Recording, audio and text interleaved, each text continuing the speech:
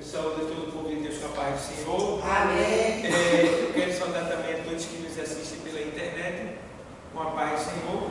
Quero dizer que nós estamos no curso teológico de preparação de obreiros para a obra missionária do Rei Jesus e nós estamos estudando bibliologia, ou introdução à Bíblia. E nós estamos estudando tipos, metáforas, linguagens figuradas, alegóricas, literal. Estamos estudando também aqui introdução à Bíblia também. Então, a gente não só se detém na apostila, como traz assuntos extra-bíblicos. E semana passada, na continuidade da aula, nós estávamos estudando sobre por que devemos estudar a Bíblia. 2.1.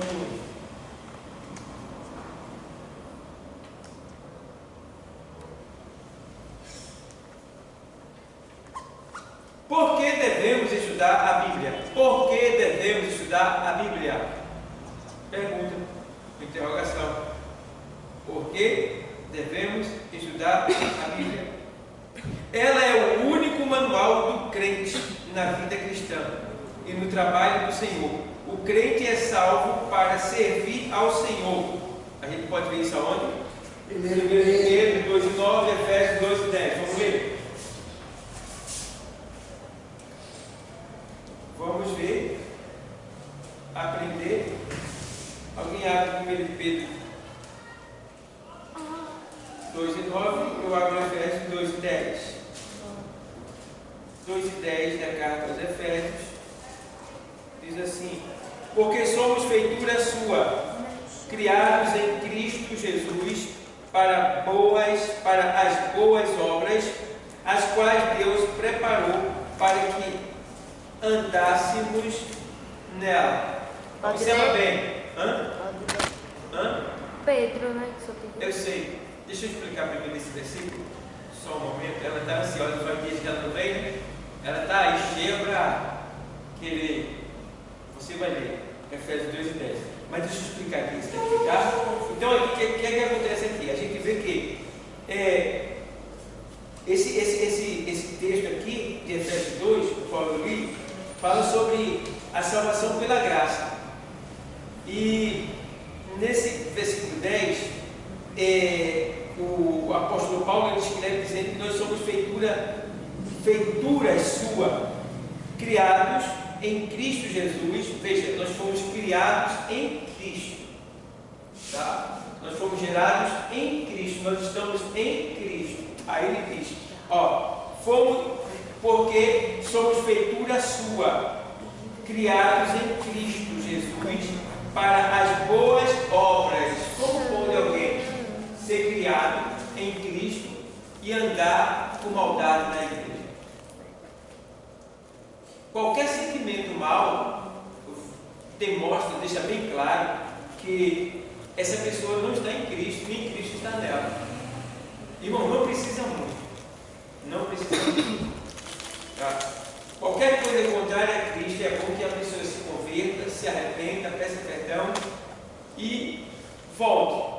Porque ele está dizendo que nós fomos criados para as boas obras. Se existe alguma má obra em alguém, está deixando bem claro que essa pessoa não está em Cristo e nem Cristo está nessa pessoa. Porque o Senhor diz, olha, quem me ama guarda a minha palavra. E quem guarda a minha palavra, eu e meu Pai viemos para ele e faremos morada nele. Aleluia. Entende? Lá em Efésios 2:13, o texto diz assim, ele diz assim, porque em nós opera o querer e o efetuar de Deus segundo a sua boa vontade. Veja, em nós opera o querer de Deus é mau ou é bom? Bom. O querer e o efetuar. O efetuar quer dizer, ele não só ele quer, como ele faz acontecer do jeito que ele quer. E o efetuar de Deus segundo a sua boa vontade. Meu Deus. Então, quando eu ajo de maneira errada, não é Deus que está em mim. Eu não estou agindo para a glória de Deus, não é Deus que está agindo 2:10 de Pedro, leia. Vós que em outro tempo não ereis povo, mas agora sois povo de Deus, que não tinhais alcançado misericórdia, mas agora alcançaste misericórdia. Está vendo? Mas vós sois, é isso, 2:10, né? Que ele diz, olha, vós, 2:10. Não é primeiro, você tá vós igual. que em outro tempo não eres povo,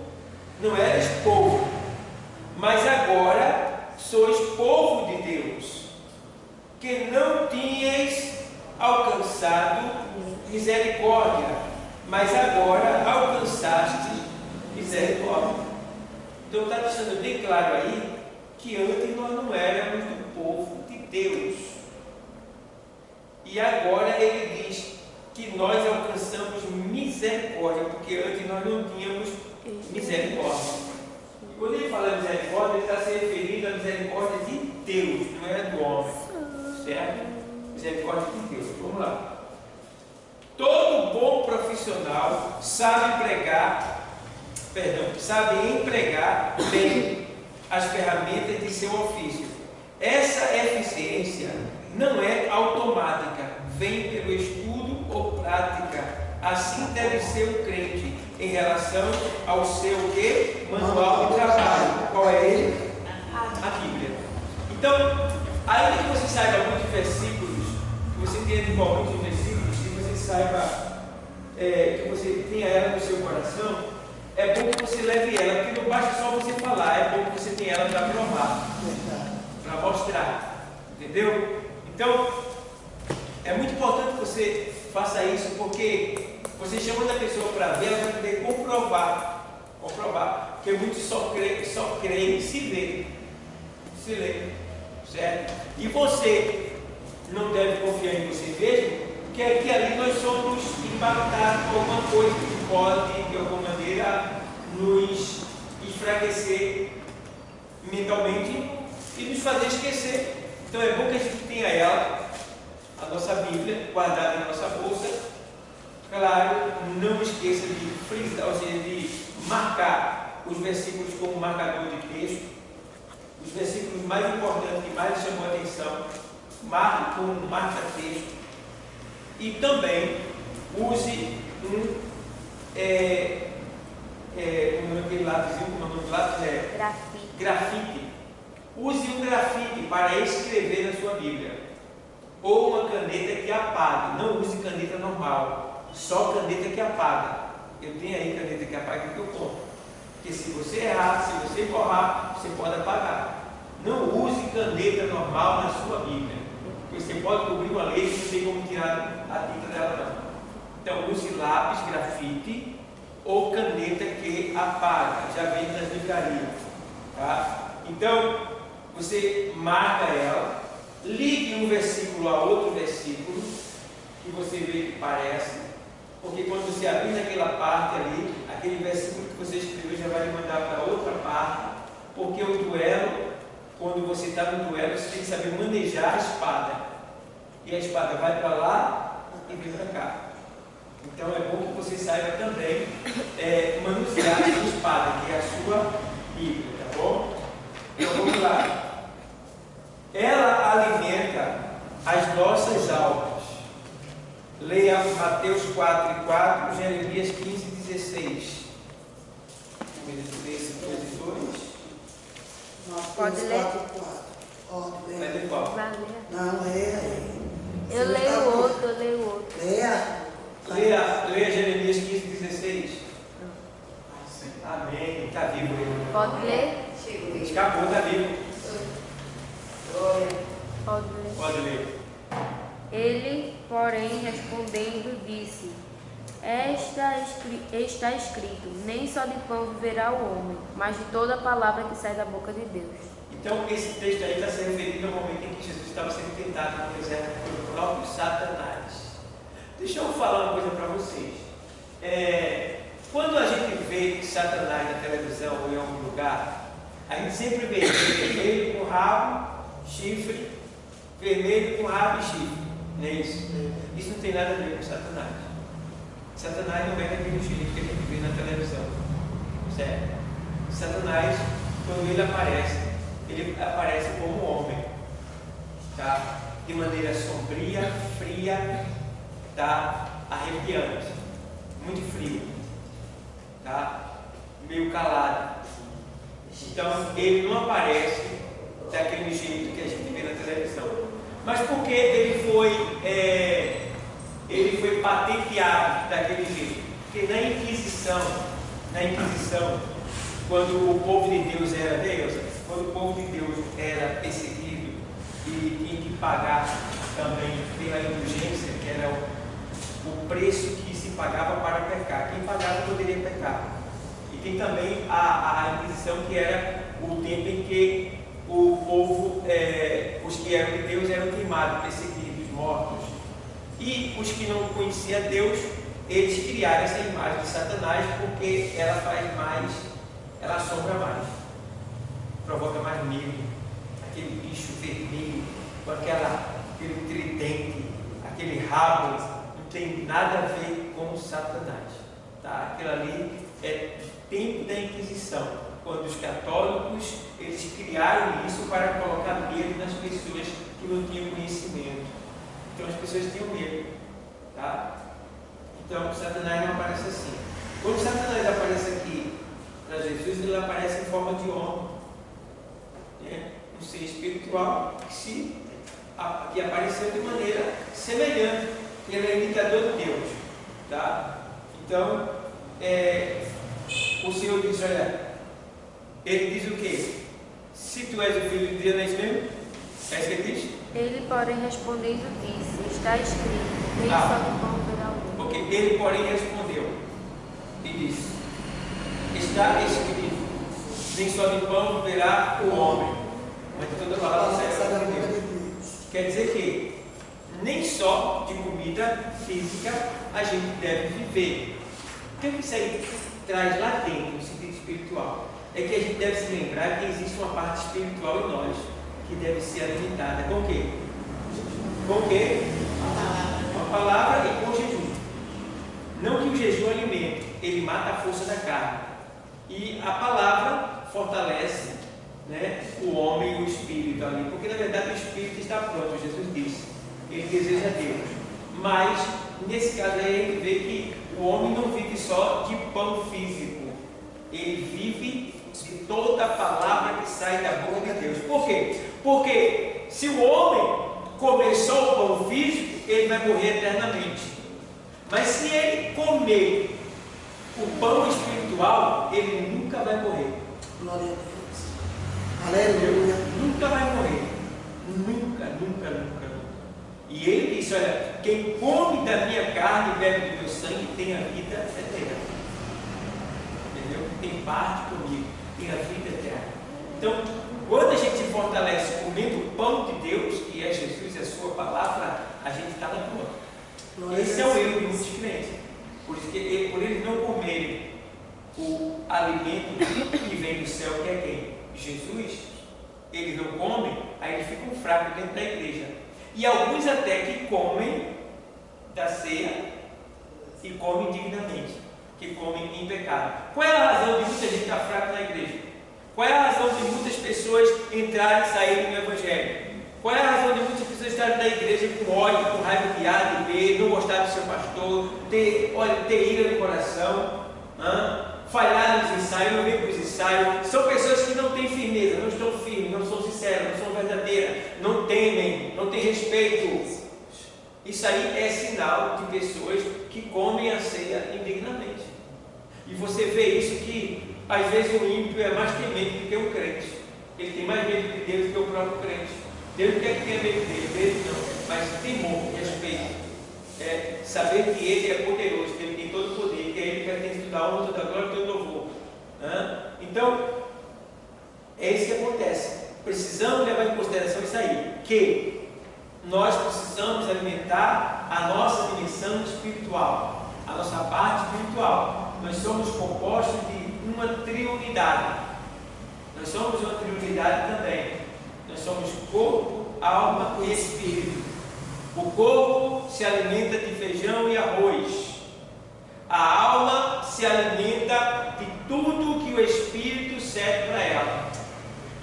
você alimenta a sua alma com baboseira, com coisas impuras, coisas imundas, isso é o que está na sua alma, porque a alma, ela é a sede das emoções, é ali onde fica alojado tudo que nós vivemos e que nós somos, fica na alma. Então, se você dá a sua alma o quê? Pornografia, está podre ela. Prostituição, está podre. Mentira, está podre. Indecência, está podre. Ódio, está podre. Está morto. A sua alma vai para o inferno. Não porque ela quer, porque você está mandando ela para o inferno. Porque quem vai mandar as pessoas para o inferno não é Deus, são os seus pecados. Deus vai só narrar a razão pela qual aquela pessoa vai para o inferno. Porque na verdade não é nem Deus, é o arauto que vai narrar o que está escrito acerca daquela pessoa, a qual não terá como dizer que não foi.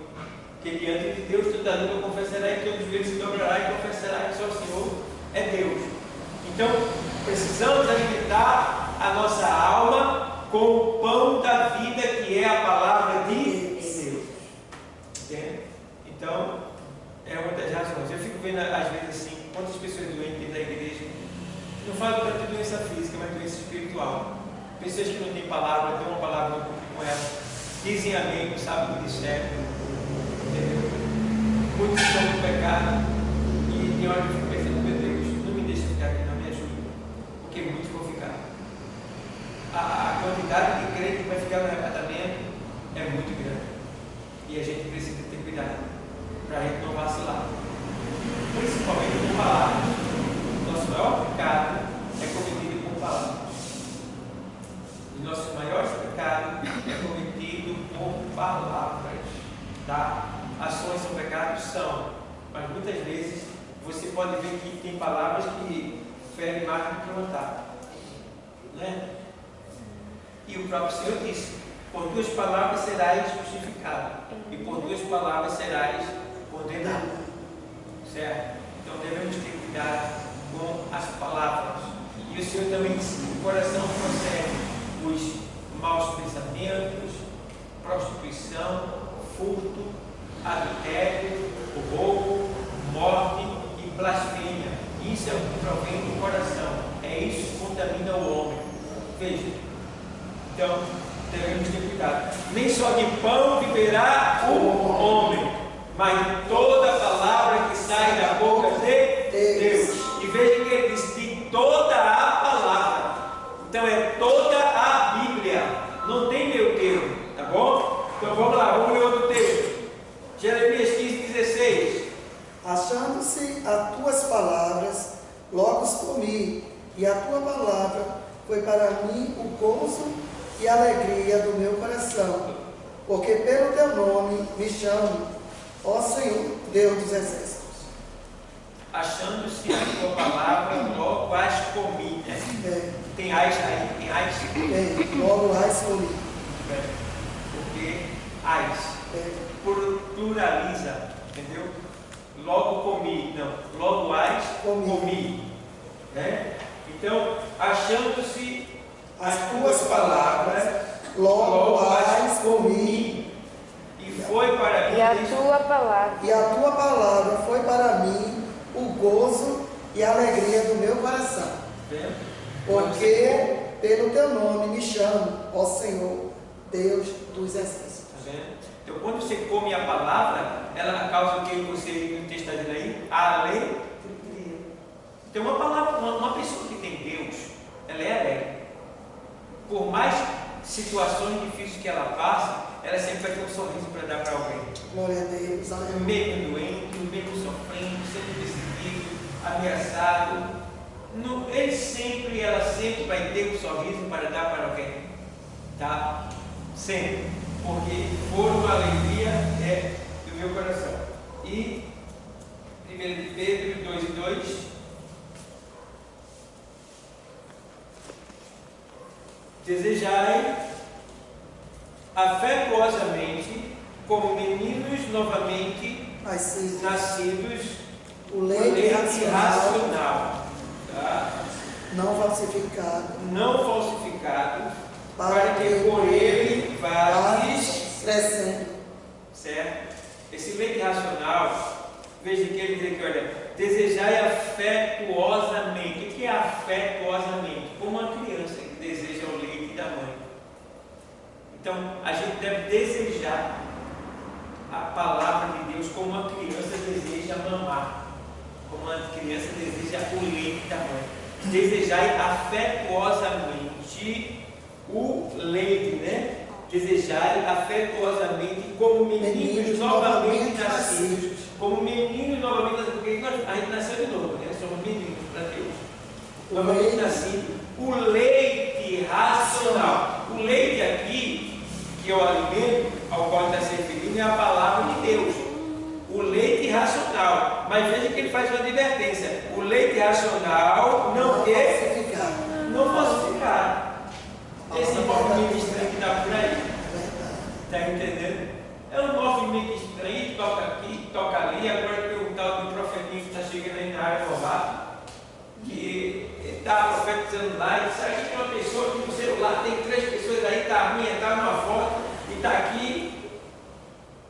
Isso adianta de quê? Edifica em quê? Alimenta o quê? Depois mostra o celular com uma foto das três, ele falou lá, olha aí, ele está, olha, o povo se alegra, você alegou com o quê? Com o quê? Isso é leite falsificado. Não. O leite racional é Bíblia. É explicação da palavra e a aplicação dela à sua vida. Tá? Então, qual é o nosso dever como ministros da palavra? Qual é o nosso dever como pregadores? Qual é o nosso dever como pastores, líderes da igreja? Qual é o nosso dever? É ler a palavra, explicar a palavra e aplicar a palavra. Aleluia. Não podemos fugir desses 3 princípios, porque aí não se torna um culto, não é um culto. Não foi uma ministração, foi qualquer coisa. Então precisamos colocar em prática a ministração da palavra, por curta que seja, se é 20 minutos, se é 30 minutos, se é 1 hora, não importa, mas que seja a ministração da palavra. E Deus diz, usando Paulo a Timóteo, dizendo, olha, procura apresentar-te a Deus aprovado como obreiro que não tem do que se envergonhar e que maneja bem o que? A palavra. Da verdade. Certo? A palavra da verdade. Porque tem a palavra da mentira. Entendeu? Tem a palavra da mentira. Então, a gente precisa ter cuidado. Se preocupe em aprender o que você está lendo, para quando você lê, explicar e aplicar a vida de quem está ouvindo você. Esse é o nosso dever. Bom, então, vamos lá. Ele diz, afetuosamente, então, como o menino novamente nascido de novo, o leite racional, não falsificado, para que por ele vades crescer. Por quê? O nosso crescimento depende desse leite racional verdadeiro. Tá? Quer dizer que a gente só cresce se a gente tomar desse leite. Tem que tomar. Todo dia tem que tomar esse leite racional. E se você observar, se a gente fosse entrar no detalhe, para você ser um pregador que não tem, aí você pega e vê os nutrientes do leite. Você é mais detalhista, né? Se aprofunda mais. Um deles é o cálcio, né? E aí você vai. Se você for buscar o nutriente do leite, aplicar ele, trazer ele e ver na palavra, você vai ver que a palavra ela também é cálcio na nossa vida, porque ela é que nos firma. Ela é que nos fortalece. Ela é que nos dá firmeza. Entendeu? E tem mais, ela é um cálcio tão grande que lá em Hebreus 4:12, ele diz que a palavra de Deus ela é apta, ela é viva e eficaz, né? E aí e ela é mais penetrante que qualquer espada de Deus gume, e vai até a divisão da alma e do espírito, e apta para discernir os pensamentos, intenções do coração, e ela vai ter as juntas e medulas. A medula é o quê? O tutano dentro do osso. Então veja até onde a palavra vai. Veja que cálcio ela é. Veja. Então a gente fica olhando, né? coisa linda, né? Então, é só a gente procurar entender que o Senhor ele vai nos explicar, ele vai nos revelar. Não há dúvidas que o estudo da palavra de Deus traz crescimento espiritual. Ela é tão necessária à alma quanto o pão ao corpo. Nos textos bíblicos acima citados, ela é comparada ao alimento, porém este só nutre o corpo quando é absorvido pelo organismo. Pedro nos fala sobre o intenso apetite dos recém-nascidos, assim deve ser o nosso apetite pela palavra divina. Bom apetite pela Bíblia é sinal de saúde, o quê? Espiritual. Tá vendo? Saúde espiritual. Tem muito crente doente, irmão, na igreja. Meu Deus do céu, eu olho assim. Ai, Jesus. Então, vamos lá. Ela é o instrumento que o Espírito Santo usa. Ela tem a palavra de Deus. Efésios 6 e 17. Observa que na batalha, esse texto aí de Efésios 6 e 17 fala de uma batalha espiritual. O texto fala de uma batalha espiritual. E nesse contexto do texto, ele está falando sobre que a palavra ela é o instrumento que o Espírito Santo usa. Tá? E também a palavra ela é a espada do Espírito. Certo? A palavra é a espada do Espírito. O que quer dizer isso aí? Quer dizer que todo lutador ele tem uma arma. O Espírito também usa uma arma. E qual é a arma que o Espírito Santo usa? A palavra. Certo? Veja que a arma que o Espírito Santo usa para derrotar Satanás é qual? A palavra. A palavra. Ela é a espada do Espírito. E veja que essa batalha do texto 6 que a gente está lendo, do texto 6, que a gente está no contexto, veja que a batalha do texto 6 não é uma batalha fraquinha, porque Paulo está listando aí a hierarquia satânica, de cima para baixo. Tá? E aí ele começa a falar e perguntar se vocês estão firmes, se vocês estão evangelizando, se vocês estão com o capacete, a couraça, e aí vai ter uma espada. Ele começa a perguntar se nós estamos vestidos como soldados de Cristo. Ele escrevendo aos Efésios: vocês estão vestidos como verdadeiros soldados?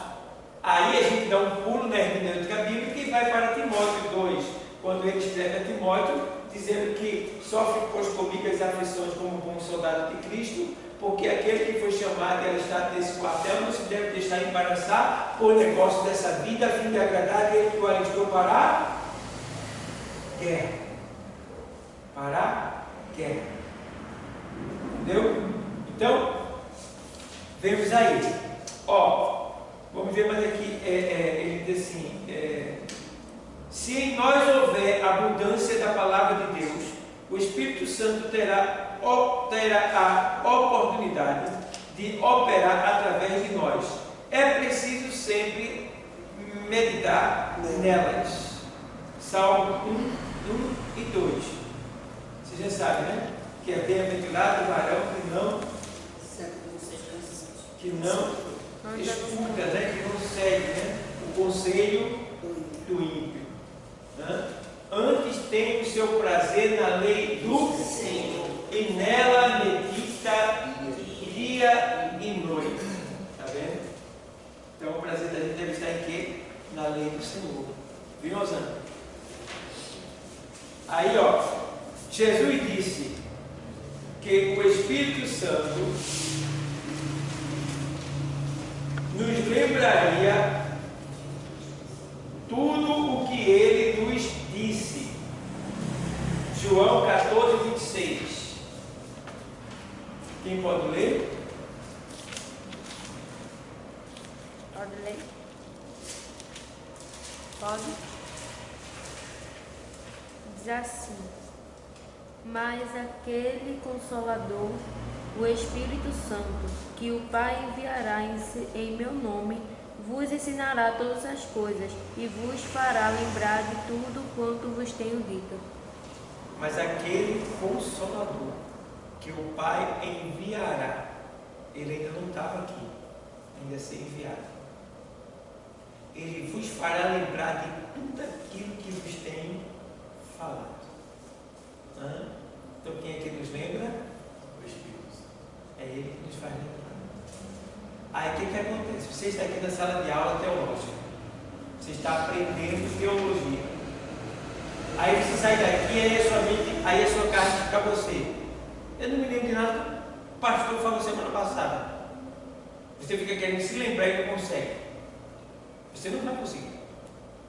Algumas coisas perdidas sim, outras não. Por quê? Nós não somos computadores. E o outro ponto é, isso não é para você estar derramando o tempo todo para você mesmo.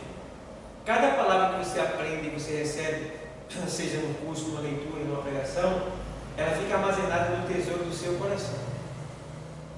Para quando Deus vê que alguém está necessitado, segundo o que tem guardado no seu coração, ele envia aquela pessoa para você. Porque ele sabe que dentro de você está o que aquela pessoa precisa. Então, o que você está aprendendo, fica lá guardado, dentro de você. E quando você for falar para determinadas pessoas, você vai dizer: meu Deus, como foi que eu falei? Eu nem me lembro. Mas isso veio assim, claro, o Espírito Santo. Esse é o papel dele, o dever dele, a ação dele, o trabalho dele. É convencer mediante a palavra e tirar de nós. Porque a Bíblia diz que o bom homem, o homem bom, do seu bom tesouro tira boas dádivas, boas coisas. Então, estamos aqui, aparentemente muitos não entendem dessa maneira, mas a gente está se enchendo de Deus. Você está sendo cheio de Deus. Entendeu? Por isso que eu digo sempre, esse curso é bom para você ler a Bíblia toda. Tem gente que não tem esse compromisso, não leu a Bíblia toda. Eu agradeço a Deus. Eu não li ela 3, 4, 10, 15 vezes, mas quando eu li ela toda, eu não li só uma Bíblia, eu li duas Bíblias. Eu lia duas Bíblias, uma dessa e uma da linguagem de hoje, para comparar. Eu orava, jejuava, pedia a Deus, e tome. E eu vivo disso até hoje. Negócio de 25 anos atrás, até hoje eu ainda vivo disso. Hoje eu leio, mas eu estudo mais do que leio. Por quê? No meu trabalho, tiro meu tempo para ler. Então eu só sento já para estudar. Mas o que eu estudo, quando estou estudando, vem tudo que eu li. Vem para mim, aí vem a hermenêutica bíblica, vem a exegese bíblica, aí vem.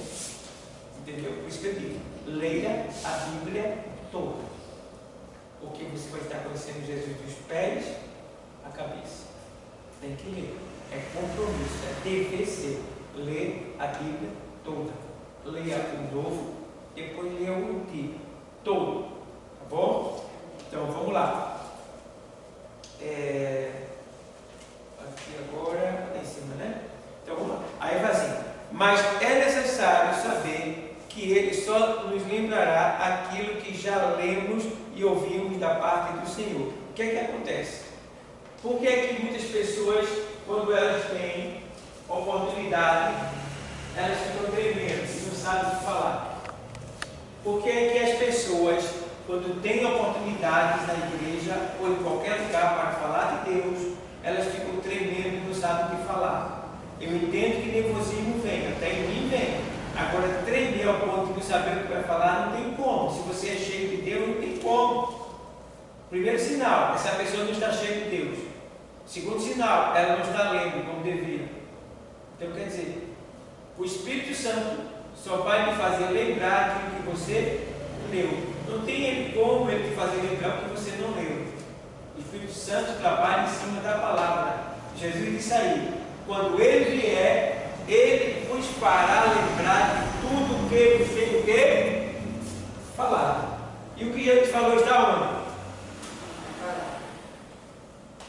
Se você ler ela, o papel dele é o quê? Lembrar. palavra, ela enriquece espiritualmente a vida do cristão. Salmo 119, verso 72. Vamos lá. Pode ler. Melhor é para mim a lei da tua boca do que inúmeras riquezas em ouro ou prata. Repete. Salmo 119, 72. Melhor é para mim a lei da tua boca do que inúmeras riquezas em ouro ou prata. Melhor É para mim a lei da tua boca do que inúmeras riquezas em ouro ou prata. Veja, o salmista está dizendo aí que ele prefere mais a palavra de Deus do que ouro e prata. Veja bem, esse homem não está preocupado em ser rico, não.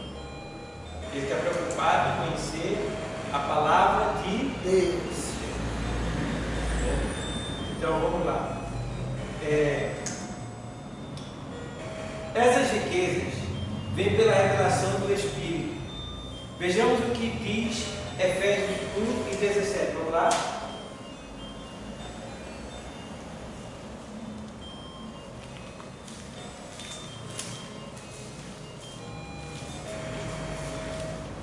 Pode ler. Achou ler. Para que o Deus de nosso Senhor Jesus Cristo, o Pai da glória, vos dê em seu conhecimento o espírito de sabedoria e de revelação.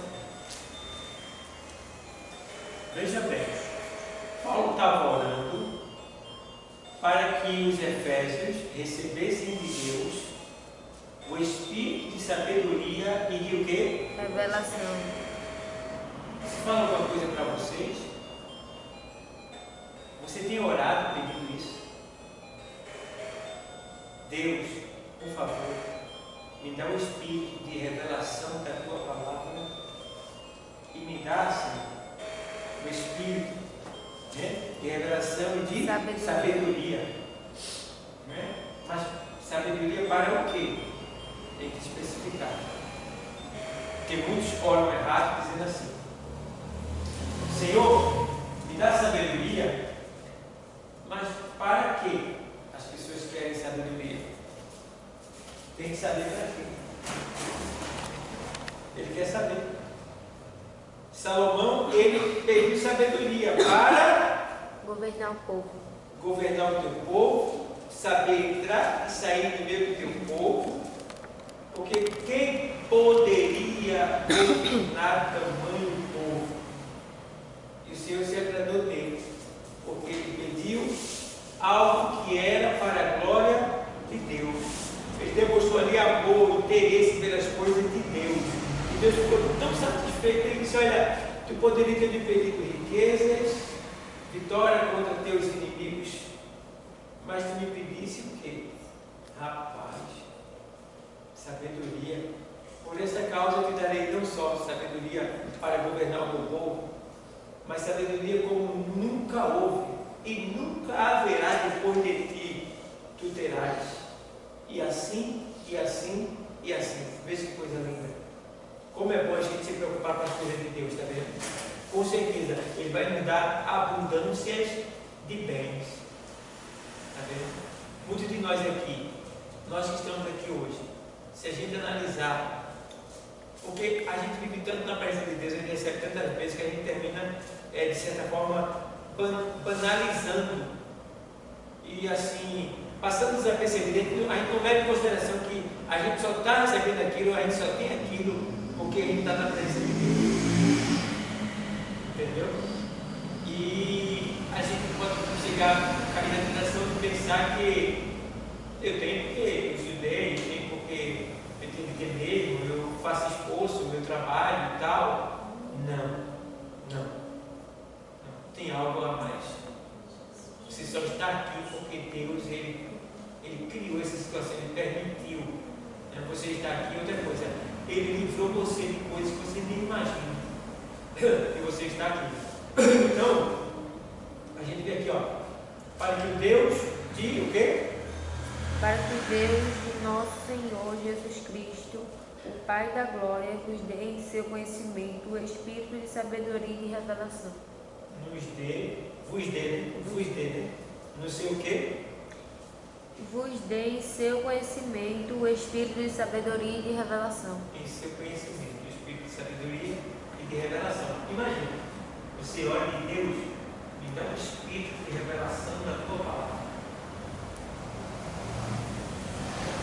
Aí você diz, Senhor, me revela o oculto, o profundo e o que está escondido.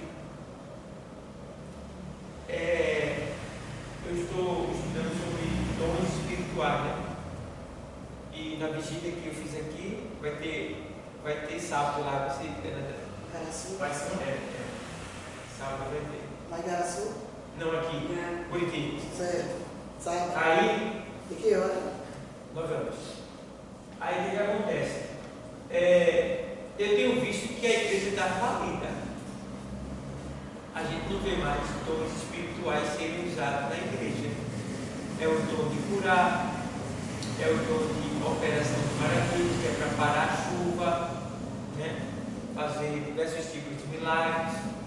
A gente não vê o dom da profecia, a gente não vê dom de revelação, a gente não vê interpretação de línguas mais, a gente não vê o dom da fé. Irmão, eu estou procurando eles. Eu não tenho achado, não tenho visto.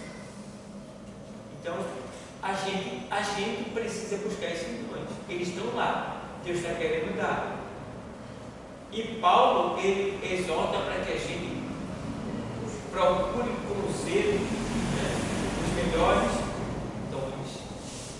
Veja, Deus está dizendo, olha, eu quero que você me peça os melhores dons. Por aí. Não é que existe dom pior do que o outro, não.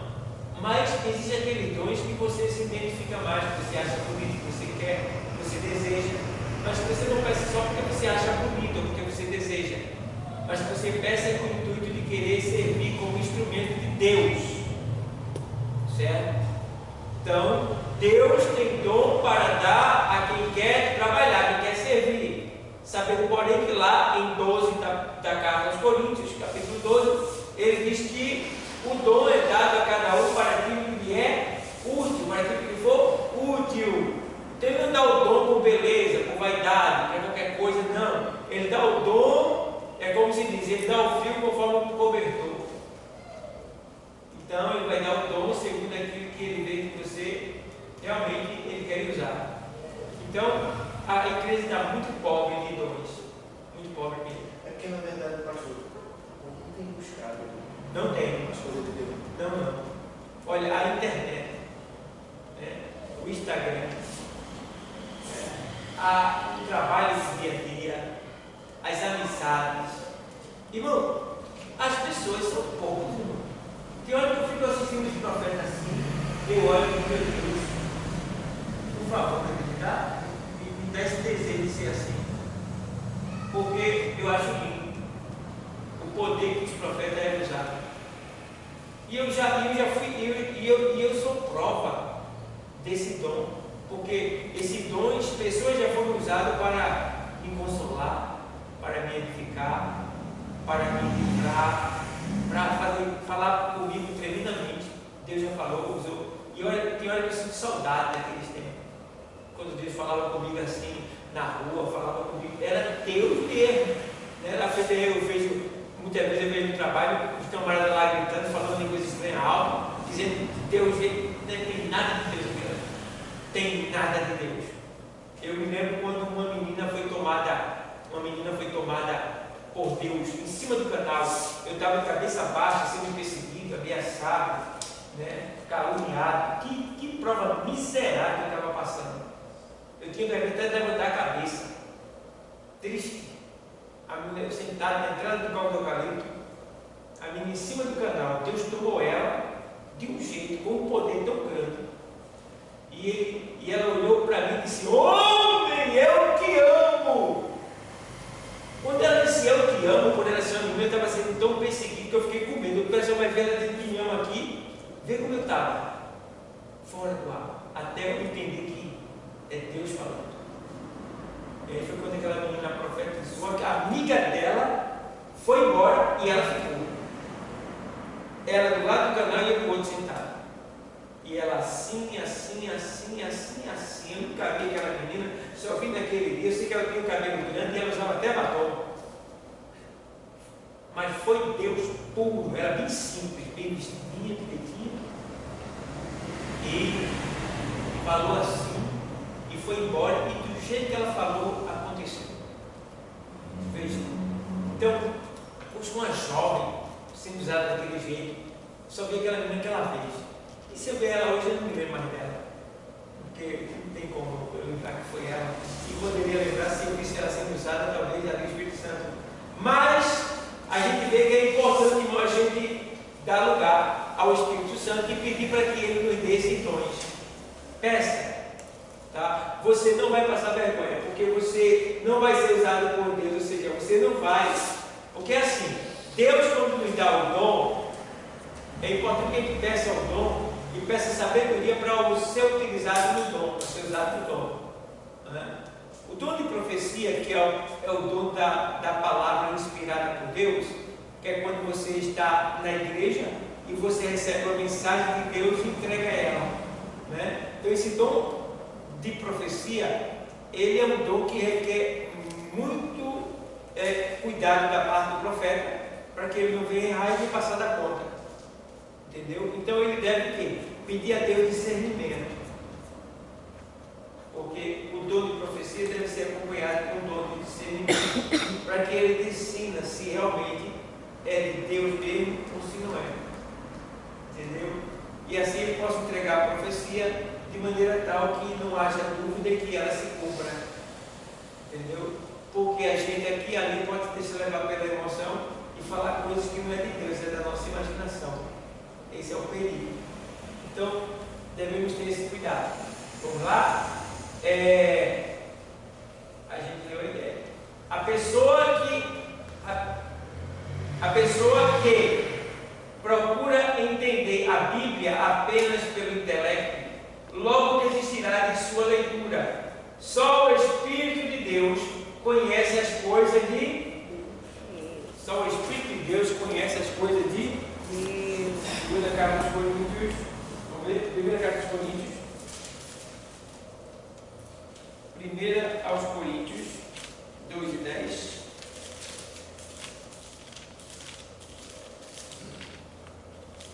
Vou ler. E a quem perdoardes. Não, 1 Coríntios 2:10. 1 Coríntios. Mas Deus nos Galas revelou pelo seu Espírito, porque o Espírito penetra todas as coisas, ainda as profundezas de Deus. Veja que coisa linda. Mas Deus nos revelou pelo seu Espírito, porque o Espírito penetra todas as coisas, ainda as profundezas de Deus. Nossa, muito profundo. Esse texto, ele deixa bem claro uma coisa, que o Espírito, ele penetra as profundezas de Deus. Ou seja, Deus está em um lugar que nada pode chegar lá. Só duas coisas: a palavra e o Espírito. O Espírito, ele tem o poder de ir além de todas as coisas e penetrar nas profundezas de Deus. Veja bem, porque Deus é Espírito. E veja que poder. Então, o Espírito, ele, quando ele leva a nossa oração, ele penetra, ele leva a nossa oração e passa por todos os céus, todas as galáxias, todos os universos, todos os planetas. Ele passa por tudo isso, vai além dos céus e chega até onde Deus está, muito distante. E ele chega lá para levar aquilo que a gente pediu aqui. E o interessante é o trabalho do Espírito Santo. Ele não leva do jeito que a gente pediu. Ele leva o que realmente ele vê que a gente Veja que coisa linda. Então, ele penetra todas as. Então, quando a gente está falando de revelação, então quer dizer que eu, se eu for cheio do Espírito, eu posso estar pregando ou falando com alguém e o Espírito que já está penetrando dentro dessa pessoa, dizer que ele também está dentro de mim, o que se passa dentro daquela pessoa. É por isso que Jesus, quando estava pregando, ele sabia o pensamento e as intenções das pessoas, porque o Espírito que estava penetrando todas as coisas, penetrava naquelas pessoas e passava para ele quem ele estava e que elas estavam falando. Nós podemos fazer isso. Nós podemos ser assim. É só a gente ter mais intimidade com ele, agradar mais a ele, buscar mais a ele, conversar mais com ele, dizer não para a gente e vai dar certo. Vai ser legal o negócio. Vai ser bom. Você fala, olha, irmão, é muito lindo. Eu não quero falar no sentido de glória para a gente, mas que é lindo o crente ser usado por Deus, puramente por Deus, é lindo demais.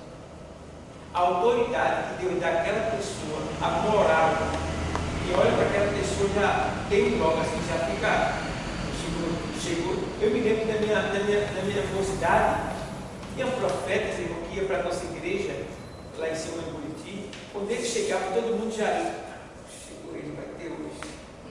E era assim, quando ele ia lá, é porque ele tinha alguma coisa para entregar. Achava lindo. E era sério. Estava lá, o culto começava tal, no meio do culto o negócio pegava. Como é o nome daquele pastor que ele trabalha na Selva? Como é o nome daquele pastor? Ele trabalha na Selva, sempre ele vem aqui. Trabalha na Selva? Sim. Ali é o pastor de evangelista? Evangelista. É, sim. Eu vim aqui uma vez para essa oração. Cheguei e fiquei aqui, na cadeira aqui atrás.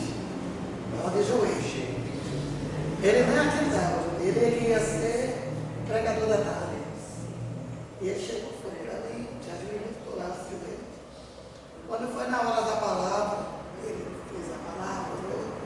Quando ele ficou mesmo na pregação mesmo, Deus usou ele fortemente para ali para mim.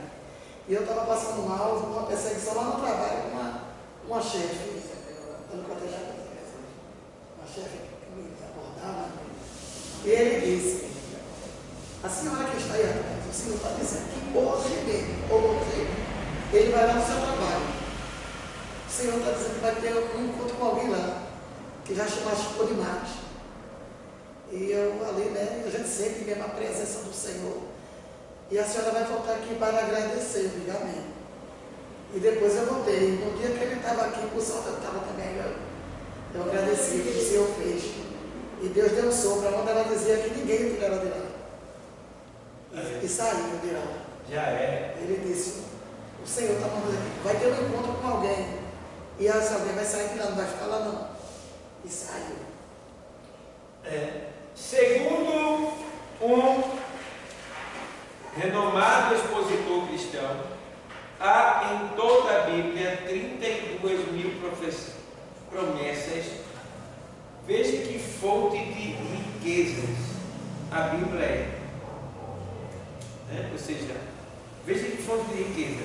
A Bíblia é a melhor diretriz de conduta humana, seja na formação do caráter ideal, como na formação da vida cristã.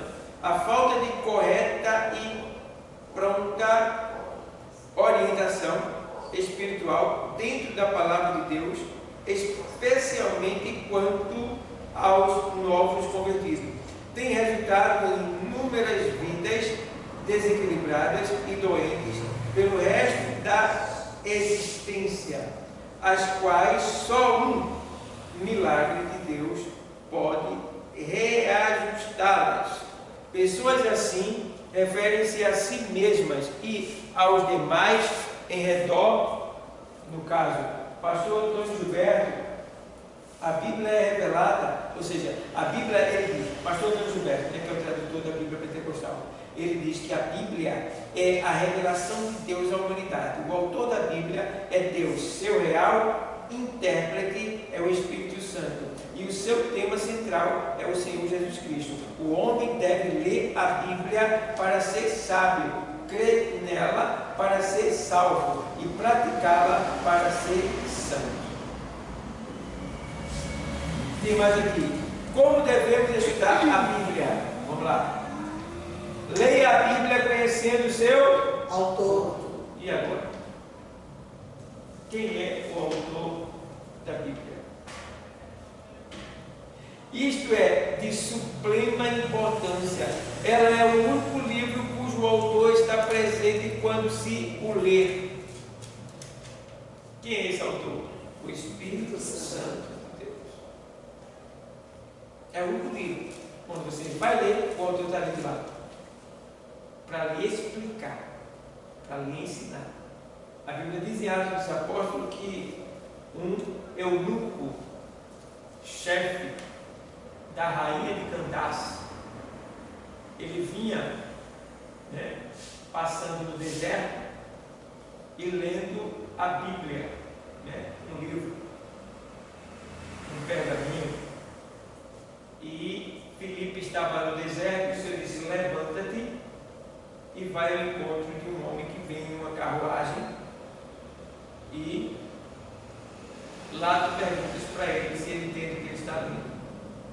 E Filipe levantou-se e foi para o deserto, quando de repente já vem o chefe ali em uma carruagem nobre, com cavalos manga larga, digamos assim, que é os melhores cavalos que existem, que mais correm, porque ele veio de uma distância muito grande, ele veio de uma longa distância, e o nome Filipe quer dizer cavalo, aquele que corre,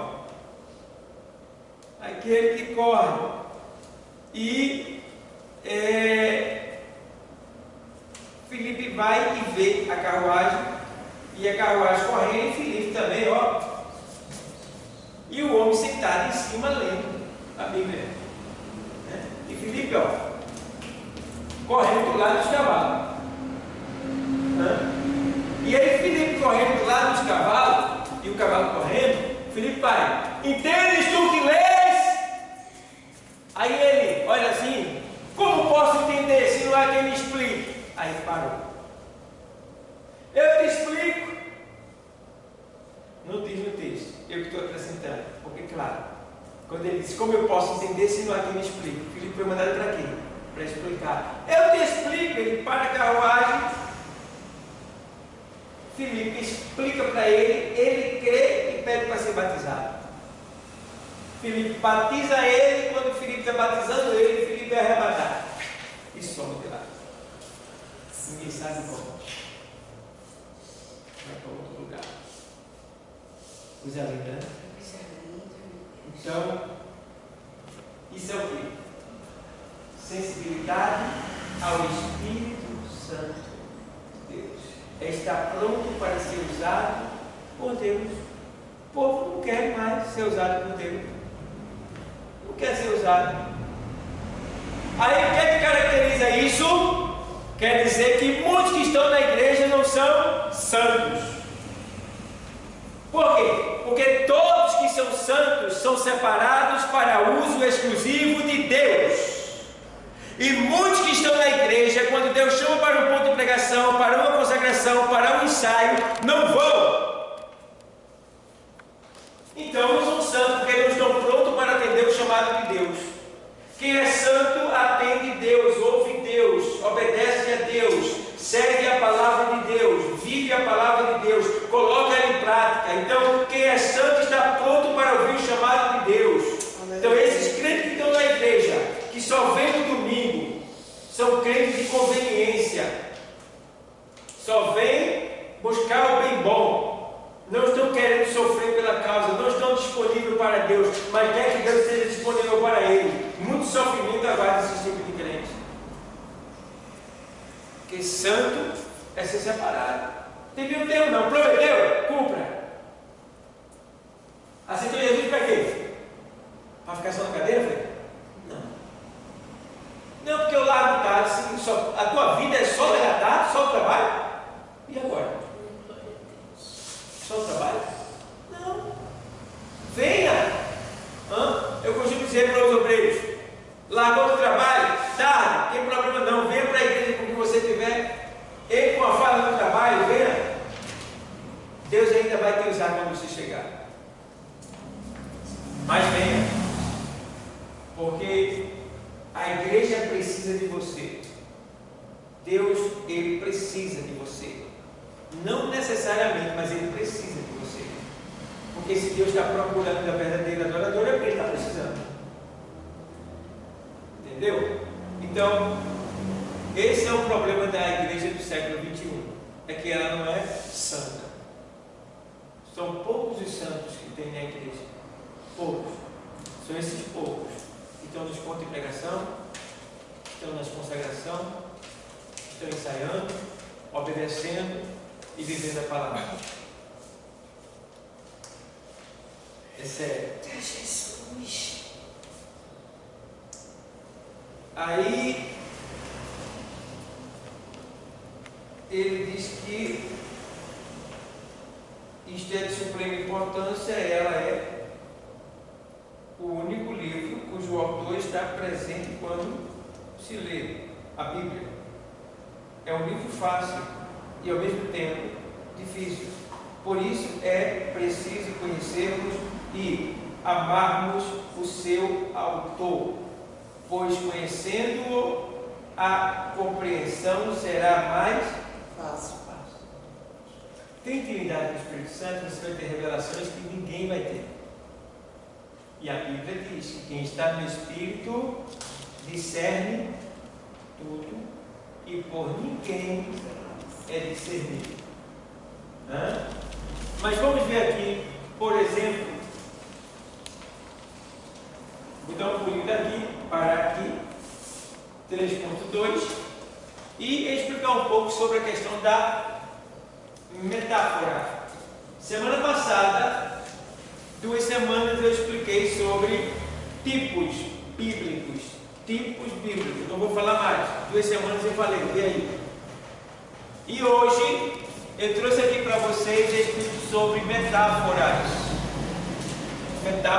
bíblicas.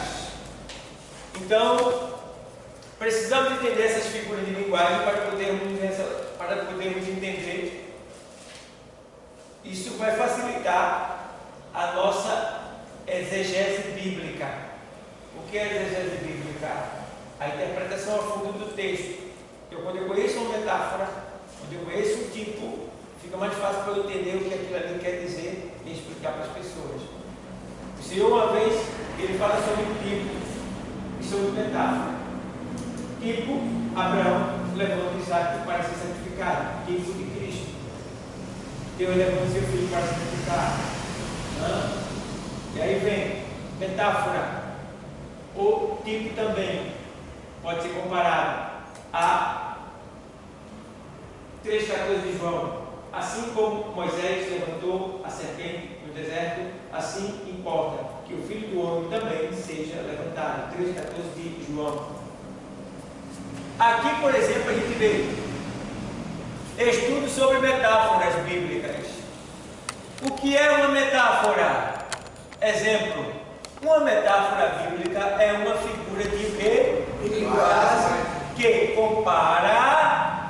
Que compara duas ou mais coisas diferentes, sem usar termos que indiquem. Usa duas coisas diferentes, sem usar termos, afirmando que aquilo ali é diferentes. A comparação. A Bíblia é um livro literário que contém muitas metáforas, o que significa que não se deve interpretar literalmente todas as suas o que? Passagens. Certo? Então, a Bíblia não é um livro literal de Gênesis e Apocalipse.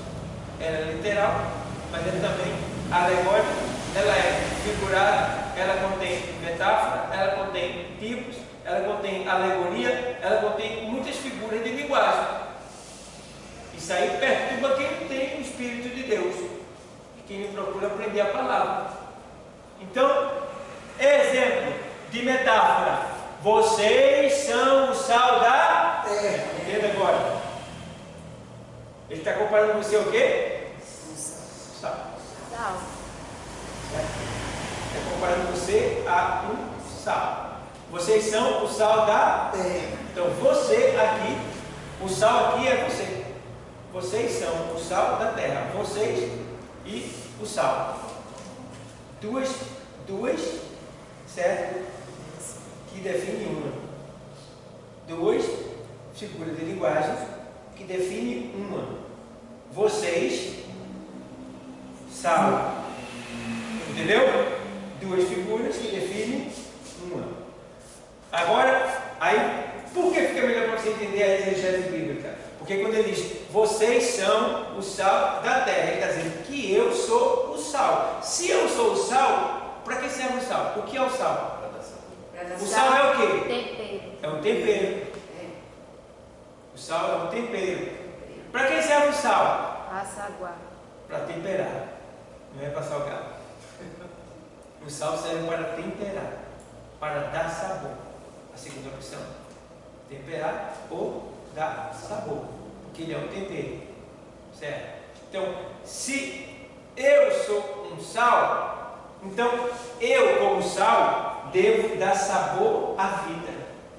Eu devo proporcionar às pessoas um sentimento, um desejo de vida, de sabor, de coisa boa. Se eu sou o sal, um dos princípios ativos do sal é provocar o quê? Sede. Então eu, como sal, devo provocar sede nas pessoas de virem aqui na fonte e beber da água da vida.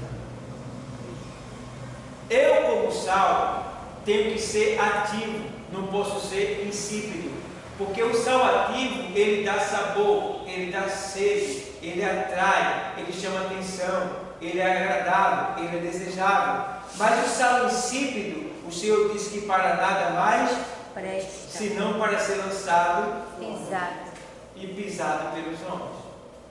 Ele quer dizer que quando você perde o sabor de sal, você vira um crente fajuto, safado, sem vergonha, fuleiro. E aí, quando você passa, a turma diz, ali, sei lá, crente, fofoqueira safada, aquilo ali é um adúltero. Se presta, e melhor ficar no mundo mesmo, sal insípido, sendo pisado pelos homens. Pisado é maldito, né? Maltratado, de certa forma, palavras que são malditas, direcionadas à pessoa. Então, vós sois o sal da terra. Uma metáfora, tá bom? Vocês estão entendendo? Amém. Amém? Pronto. O reino de Deus é como um grão de Mostarda. Entendeu? Aí, o reino, mostarda. Uma metáfora que fala que o reino, embora ele sendo pequeno nesse tempo, mas ele está crescendo e vai produzir gigantesco. Isso é gigantesco. Assim é o pé de mostarda. Semente pequeno, mas quando cresce, as aves se alinham nela. Diz o Senhor Jesus. E aí, como grão de mostarda, aí ele faz mais aqui assim: vós sois a luz do mundo. Vós, luz do mundo. Aí você vai. A luz simboliza o quê? Algo que é semelhante ao testemunho dos discípulos de Cristo.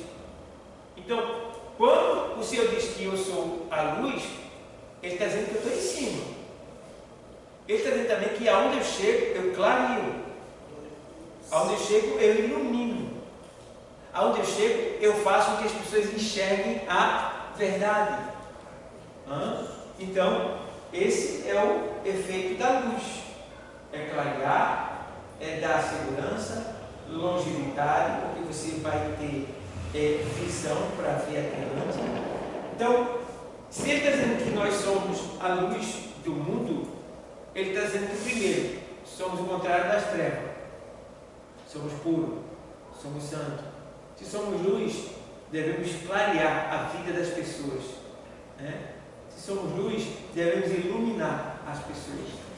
Se somos luz, devemos dar segurança para as pessoas. Tá? Se somos luz, devemos estar em cima e não embaixo. Então, metáforas. Vocês estão entendendo? Pronto. Então, vamos lá. Como entender ou interpretar uma metáfora? É preciso identificar 3 elementos. Dentre eles, o assunto que está sendo analisado. Qual é o assunto que o Senhor está analisando? Qual é o sal da terra? Ele está falando de testemunho. O assunto ali é testemunho. Né? Aí ele faz aqui assim, analisado, faz a imagem com que o assunto é comparado, certo? O assunto ali de testemunho, você está sendo comparado a um sal, né? Ou a uma luz, daí vai o assunto. Aí, o ponto de semelhança que existe o assunto e a imagem. Aí vem aqui, mas aqui é assim. As metáforas presentes nas parábolas escondem a verdade daqueles que não desejam procurar o real significado delas. Vou explicar. Ao serem expostas por Cristo, foi por isso que Jesus adotou essa forma de ensinar. Mateus 13, 10 a 17. Ô pastor, eu não estou entendendo essa palavra aí. As metáforas, essa palavra aí é Aqui? depois da metáfora em cima. Aqui? Oi? Aonde? Embaixo do seu dedo, embaixo. Aqui? Aqui? Aqui? Sim, as metáforas. As metáforas presentes nas parábolas. Já sei. Aqui, presente porque. Volta para aqui. As metáforas presentes nas parábolas escondem a verdade daqueles que não desejam procurar o real significado delas. Entendeu? Agora? Pode ler? Aí, 13 e 10, pode ler. 3 e 10. Né? Devagar. Até qual? Até 17. E, acercando-se dele os discípulos, disseram-lhe: por que lhes fala por parábolas? Ele respondendo disse-lhes: porque a vós é dado conhecer os mistérios do reino dos céus. Parei um pouquinho. Os discípulos estavam querendo saber por que ele falava por parábola. Porque parábola é uma ilustração, é um código que só é passado para discípulos. Aí, se tinha discípulos e tinha muitas pessoas de fora, por que vocês só estavam falando em parábola? Parábola é para discípulo. Aí ele diz: eu estou falando em parábola porque a vós é dado o conhecer o reino de Deus. Os mistérios. Os mistérios de Deus. Tá? Os mistérios de Deus. Então, a parábola aí, ela traz sentidos ocultos que só vai entender quem é de Deus. Quem vem de fora com outra intenção não vai entender. Vai ficar feito cego, feito louco. Está ouvindo, mas não está ouvindo. Ou está ouvindo, mas não está entendendo. Tá? Mas a eles não lhes é dado. Porque aquele que tem se dará, e terá em abundância. Mas aquele que não tem, até aquilo que tem lhe será tirado. Por isso lhes falo por parábolas, porque eles vendo não veem, e ouvindo não ouvem, nem compreendem. E nele se cumpre a profecia de Isaías, que diz: ouvindo ouvireis, mas não compreendereis, e vendo vereis, mas não percebereis, porque o coração deste povo não está endurecido. O coração deste povo está endurecido, e ouviu de mau grado com seus ouvidos, Tá e vendo? fechou. O coração deles está endurecido e eles estão ouvindo de mau grado. Aí Deus não revela. Ele fala por parábola de maneira que a pessoa não entende, e mesmo ouvindo, mas não vai entender. Vai. Não somos de boa vontade. Hã? Vai. De mau grado com seus ouvidos, e fechou os olhos para que não veja com os olhos, e ouça com os ouvidos, e compreenda com o coração, e se converta, e eu o cure. Mas bem-aventurados os vossos olhos, porque veem, e os vossos ouvidos, porque ouvem. Porque em verdade vos digo que muitos profetas e justos desejarão ver o que vós Desejariam. Não desejaram. Desejaram. Desejaram ver o que vós vedes e não viram, e ouvir o que vós ouvis e não ouvirão. E não ouviram. E não ouvirão. E não ouvirão. Esses olhos aí que ele fala, quando diz que não vê com os olhos, é o que? Os olhos do coração. Não, isso olha mesmo. Eles veem, mas não enxergam. Porque vendo não veem. Entendeu? E ouvindo não. E ouvindo não ouve. Aí ele quer dizer o seguinte, isso é um conjunto de figuras de linguagem que ele usa. Por exemplo, eles vendo não veem. E ouvindo não ouvem ou não entendem. Entendeu? A expressão no português seria outra. Por exemplo, deixa eu ler aqui na linguagem de hoje. Na linguagem de hoje, Mateus 10, 17, né? Mateus 13, 10. 13, 10, né? Mateus 13, 10. Vamos lá. Deixa eu ler para você ver como a linguagem de hoje ela é boa para a gente. Eu li as duas Bíblias, a da gente normal e uma Bíblia na linguagem de hoje, quando eu me converti. Eu li duas Bíblias. Era Bíblia e jejum. Jejum e Bíblia. Aí 13 e 10, né? É. Veja só. Então os discípulos chegaram perto de Jesus e perguntaram. Vamos lá.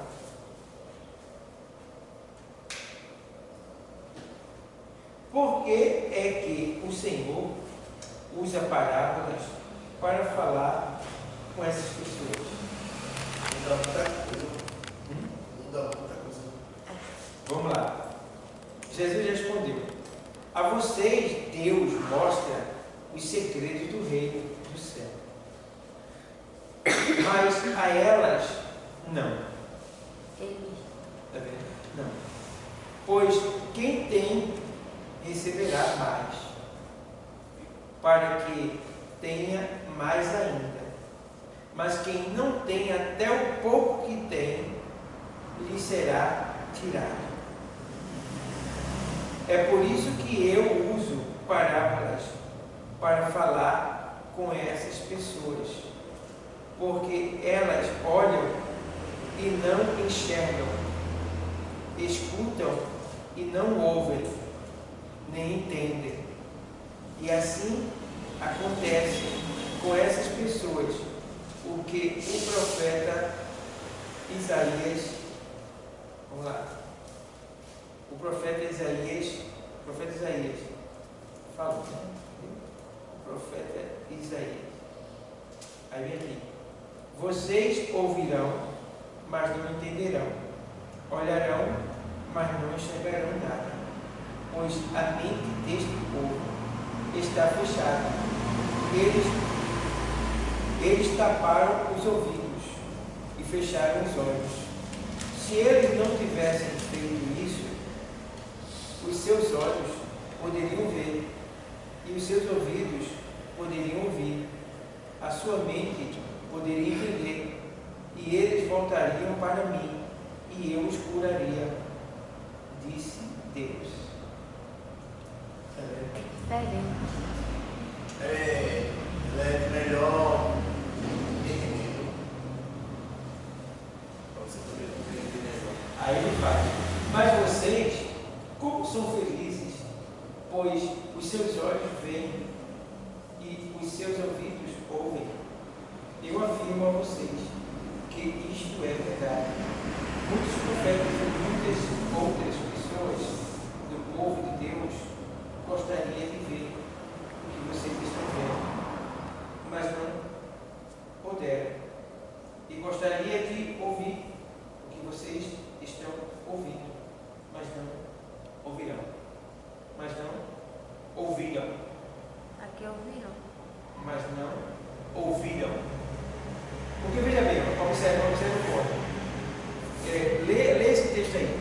Qual? Esse texto que é o final. O último. O último qual? 17? É. O 17 é o último. Vai, isso mesmo. E aí? Porque em verdade vos digo que muitos profetas e justos desejarão ver o que vós vedes, e não o virão, e não viram, e ouvir o que vós ouvis, e não ouvirão. E não ouvirão.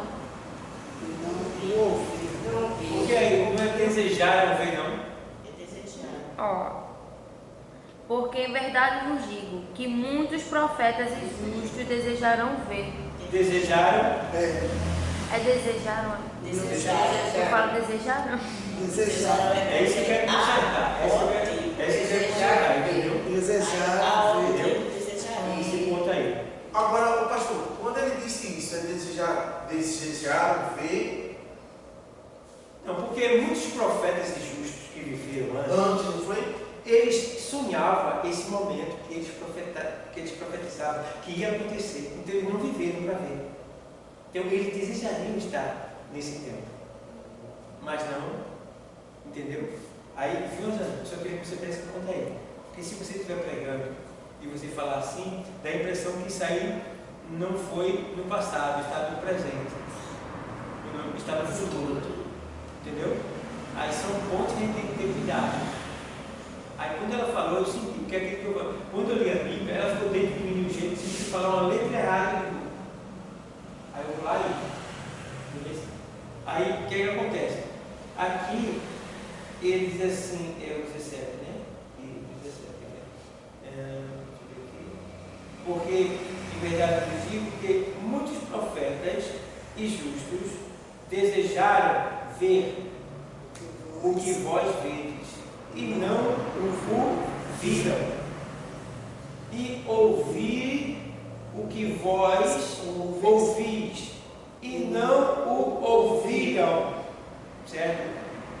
Está no passado aí, está no passado, está bem?